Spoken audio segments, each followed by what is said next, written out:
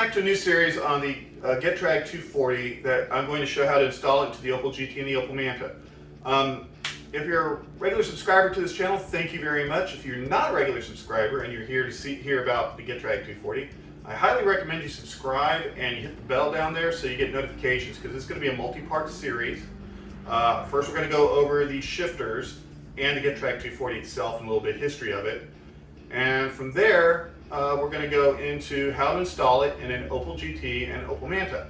Most of it is pretty straightforward. You get the Getrag 240s I import from Europe, and I have Jeff Boyd rebuild them before they even get here, because at this point they're gotten so old that there's no point in trying to reuse them. They tend to be bad in many cases.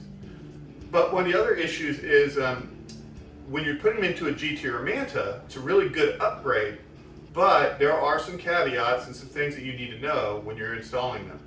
One is the shifter, which is in this part right now that we're going to go over the shifter options that you have, and making a mount, because you have to make a mount, and the drive shaft. Those three things are primarily the main differences between doing a 5-speed and doing a 4-speed install. Let's get started. This is the Getrag 240. They came in the Opel Manta B and Rekords and a few other models from the mid 80s to roughly the early 90s. I'll have a list of the cars they came out of in the description below. Now, there's a misconception that the Getrag 240, because they're both named the same and they both share a lot of commonality, that these are the same as those that are in the BMWs. That is not true. There are some parts that swap out, but that's very few of them. The bell housing is specific to the CIH motor, so obviously the BMW one is not, and you can't swap those out. And the synchronizers are different as well, with one exception. There is a very small window of the 20 series BMW that was before the E30. That one, the last couple of months of those, that used the earliest version of the Getrag 240 in the BMWs, and that one shares the same components as far as most of them, like the synchros and a few other things. Well, that said though, that's where we're going to get to our shifters.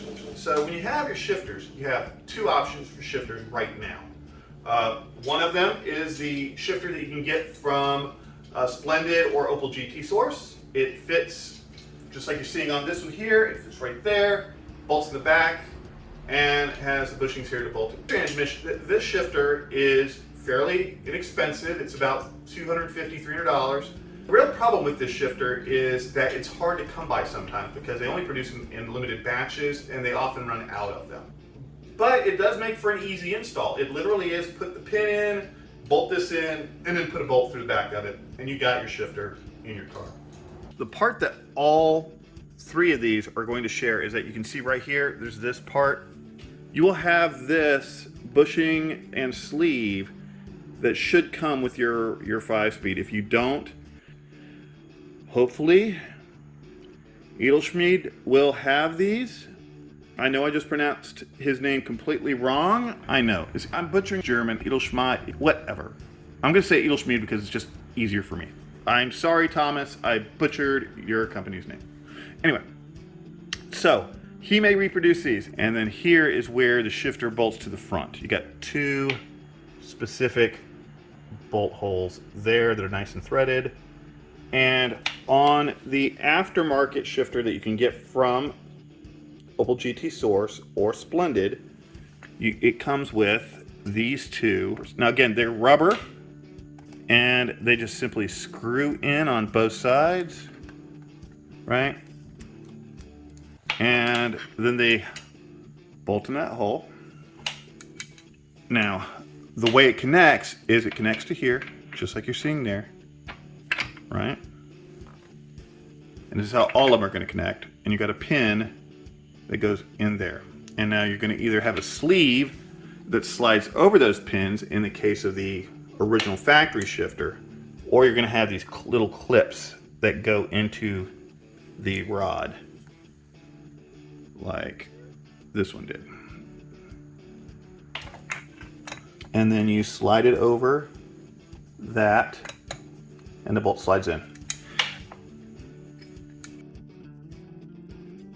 So it just slides over the knuckle, pin goes in, and then you bolt it up. You bolt that into there, bolt that into there, bolt that in the back. that's pretty much it. I mean, you don't get much simpler than that. The shifter is a great option should you need one for an Opel GT or an Opel Manta. And they're available. Option number 2, stock shifter. Now, you can either just mount it with the brace. Not like dropping stuff. The brace that goes here, like that, goes onto here. And you then would either have to adjust, put a hole in your car. If you want your shifter further back from the factory position, this is a great option. If you don't want your factory shifter back, what you want to do then is you're going to cut between these two braces right here. You're going to cut that off, and you're going to basically relocate this piece to here. And then you're going to weld it in, and then you're also going to come in here and you're going to cut this and weld that piece back to this piece and shorten it up to fit your needs where you want it to be, roughly about 5 inches. The first issue is, number 1, did your transmission even come with the shifter? Number 2 is, quite simply, these are old. And they also tend to, they get a little loose around here. There's a rebuild kit available for them from Edelsheim. I will send a link there, I'm sure. And by the way, I am so sorry, Thomas, if I am butchering your name. My German is not good. Anyhow, so that is your option for that one. And of course, this requires a lot of welding. And you're going to cut about here somewhere because you still need to have this piece to bolt to that. And so that's it for the 2 basic shifters that are available for the 5-speed Getrag 240. But you may notice though, there is a third shifter here that's been in a lot of videos, pictures, and that is a shifter that I designed.